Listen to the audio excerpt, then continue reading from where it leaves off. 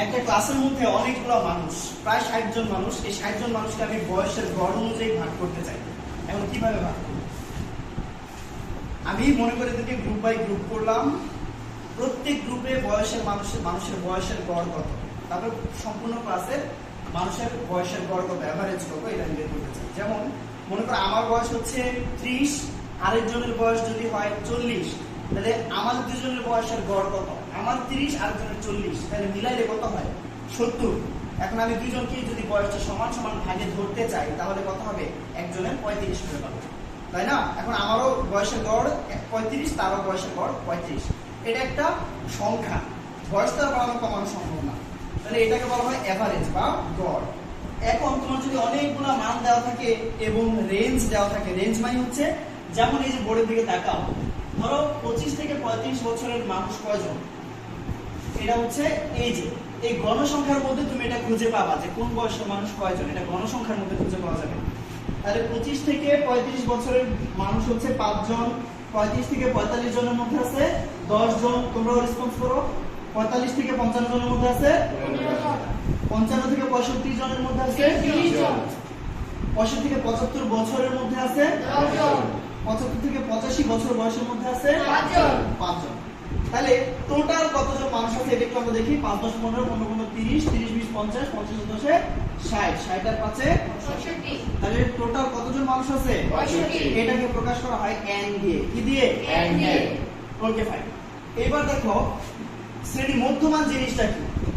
এই যে এক একটা বয়সের রেঞ্জ দেওয়া আছে, এই রেঞ্জটাকে আমরা এভারেজ করব। এভারেজ মানে দুইটাকে যোগ দিয়ে 2 দিয়ে ভাগ। 25 আর 35 যোগ করলে কত হয়? 60। এটার অর্থের কত? 30। এই হচ্ছে 30। তারপর আবার 35 থেকে 45 এই দুটো যোগ দিলে কত হয়?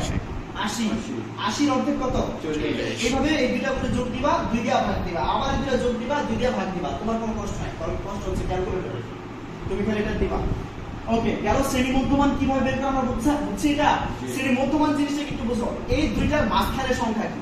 তাহলে দুটো যদি আমি যোগ করে 2 দিয়ে ভাগ দেই তাহলে দুটোর মাঝখানের সংখ্যা আমি পাইতাছি। তাহলে এই 25 আর 35 এর মাঝখানের সংখ্যা হচ্ছে 30। গেল এটা। তাহলে এইভাবে পুরো শ্রেণী মধ্যমান এই ঘরটা গেল। শ্রেণী মধ্যমানকে xi দিয়ে প্রকাশ করা হয়। কি দিয়ে? xi। আচ্ছা, তাহলে আমরা শ্রেণী ব্যাপ্তি বুঝলাম। তোমাদের পরীক্ষাতে এইটা আর এইটা, এই দুইটা ঘর প্রশ্নে দেওয়া থাকবে, ঠিক আছে? বাকি তিনটা ঘর তোমাকে ডেভেলপ করতে হবে। তাহলে এই ঘরটাকে আমরা ডেভেলপ করব, অলরেডি তুমি বুঝা গেছো। এই দুইটা যোগ দিবা, 2 দিয়ে ভাগ দিবা, আবার এই দুইটা যোগ দিবা, 2 দিয়ে ভাগ দিবা। শেষ। এবার আসো ধাপ বিচ্যুতি জিনিসটা কি? ধাপ বিচ্যুতি তুমি যেহেতু নাকি গড় বের করবা, কি বের করবা? গড়। গড় গড় বের করতে হলে তুমি দেখবা যে গণসংখ্যার মধ্যে সবার বড় কে আছে? 20। কে আছে? 20। এই 20 এর এইটাকে বলা হয় fm। কি বলা হয়? fm। তোমাদের এই সূত্রে মানে গড় নির্ণয় করার জন্য fm দরকার নাই, কিন্তু এটাকে ধরে আরেকটা জিনিস বের করতে হয়। fm এর ঠিক এই পাশে শ্রেণীর মধ্যমান যে ব্যক্তি তাকে ধরা হয় a। কি ধরা হয়? a। এইবার দেখো এই fm বরাবর তুমি লিখে দিবা 0। ধাপ বিচ্যুতি কিভাবে বের করব আমি এখন এটা শিখাইতেছি। fm এর এই পাশে লিখে দিবা কি? 0। এবার উপরের দিকে যত যাইবা ওটাতে -1 -2 -3 -4 -5 এমন করে সিরিয়ালে যাইবা। তাহলে এটা কি হিসাব কিতাবের কিছু আছে? না। হিসাবের কিছু আছে? না। আছে, এটার সূত্র আছে, কিন্তু এটা তোমার শেখার দরকার নেই, ঠিক আছে? সহজে সংক্ষিপ্তভাবে যেটা পাওয়া যায় ওটা এত কষ্ট করবা না। তাহলে 0 এর উপর দিকে যত যাবো আমি তত কি লিখবো? এত লাইন বাদ দাও, তুমি লিখবা 0 লিখবা এটা বরাবর 0 লিখে রাখবা 1 2 3, আবার নিচের দিকে 1 2 যে কটা ঘর যায় তুমি এই কটা সংখ্যা লিখতে থাকবা। 0 এর উপরের দিক সামনে মাইনাস চিহ্ন দিয়ে দিবা, আর নিচের দিকে সামনে দেওয়া লাগবে না। শেষ। সোজা কথা বলছো। এবার দেখো গণসংখ্যা আর ধাপ বিচ্যুতিকে প্রকাশ করা হয় UI দিয়ে। কি দিয়ে প্রকাশ করা হয়? UI। এখন এই দুইটা তুমি গুণ দিয়া এই পাশে লিখলে এটা হয়ে যাবে FIUI, কারণ গণসংখ্যাকে লেখা হয় FI, ধাপ বিচ্যুতিকে লেখা হয় UI। এই দুইটা গুণ দিলে এটা কি হবে? FIUI। ওকে, এবার দেখো 3 5 15, 10 দুগুণে 20, 15 একে 15, 20 এর 0 0, 0 এর সাথে যে কোনো কিছু গুণ হলে 0 হয়ে যায়। 10 একে 10, 5 দুগুণে 10। ক্লিয়ার? জি। এদের সামনে মাইনাস চিহ্ন ছিল, তাই এদের সামনে মাইনাস চিহ্ন।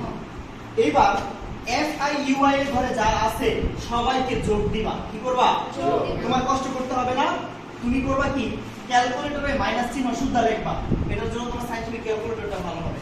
দেখবা -15, তারপর দেখবা যোগ -20 যোগ -15 যোগ 10 যোগ 10, তাহলে এটা রেজাল্ট কি আসবে?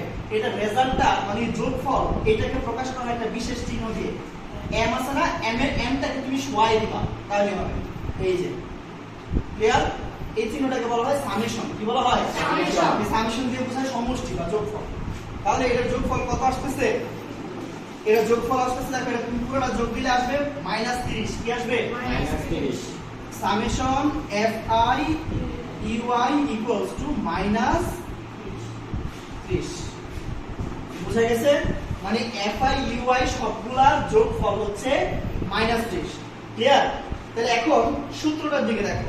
সূত্রটা গড়ের সূত্র হচ্ছে a plus summation fi ui divided by n into h। এখানে সবার পরিচয় আমরা পাইছি, শুধু h এর পরিচয়টা বাকি আছে। h কি? 25 থেকে 35, 35 থেকে 45 h এর মান ধরা হয়, তাহলে কি 10 করে পার্থক্য না? মানে এই শ্রেণীব্যক্তির ঘরে যে দুটো ডিফারেন্স, এটাকে ধরা হয় h পার্থক্য। ঠিক আছে, এটাকে h দিয়ে প্রকাশ করা হয়। তাহলে দেখো এর মান আমরা পাইছি নাকি পাই নাই? পাইছি। কত পাইছি? 60। কত পাইছি? 60। এখানে লিখবো 60 যোগ সামেশন fi ui এর মান আমরা পাইছি নাকি পাই নাই? পাইছি। কি পাইছি? -30। তাহলে -30। n এর মান পাইছি নাকি পাই নাই? পাইছি। কত পাইছি? 65। 65 ইনটু h এর মান এখানে কত পাইছি? 10। কত পাইছি? 10। 10। এই যে এখানে যে মাইনাস আছে আর সামনে কি চিহ্ন আছে? প্লাস। প্লাসে মাইনাসে কি হয়ে যাবে? মাইনাস। বুঝা গেছে? আচ্ছা, আগে এটার কাজ করা যাবে না, আগে তোমরা এইটার সাথে এইটার কাজ করবা। ক্লিয়ার? ক্যালকুলেশন তো তোমরা পারবা। তাহলে এবার অঙ্কটা সাজানো বুঝছো, সূত্রে ফেলা বুঝছো। এখন পরীক্ষাতে তোমার যে কাজটা করতে হবে, একটা গড় নির্ণয় করার জন্য যে সারণী, এই সারণীতে কি কি কম্পোনেন্ট থাকে, কি কি ঘর তোমাকে আঁকতে হবে, এটা তোমার মনে রাখতে হবে। এই দুইটা ঘর পরীক্ষাতে দেওয়া থাকবে, তাহলে তোমার লাগবে কি? শ্রেণী মধ্যমান লাগবে, ধাপ বিচ্যুতি লাগবে, আর হচ্ছে গণসংখ্যা ধাপ বিচ্যুতির গুণফল লাগবে। ঠিক আছে?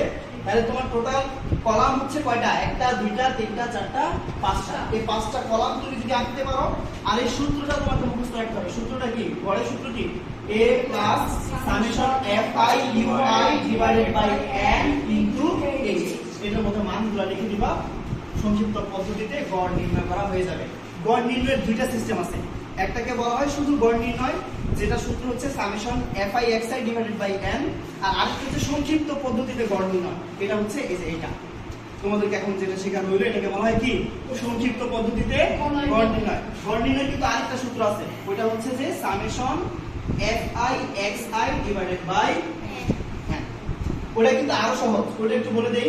যেহেতু নাকি fi xi এখানে আছে, তাহলে এই দুটো যদি আমি গুণ দিয়া এখানে একটা ঘর বানাই, তাহলে ওটা কি হবে? fi xi। ওটা যদি আমি নিচে না গুণ দিয়ে দিই, তাহলে কি হবে? Summation fi xi।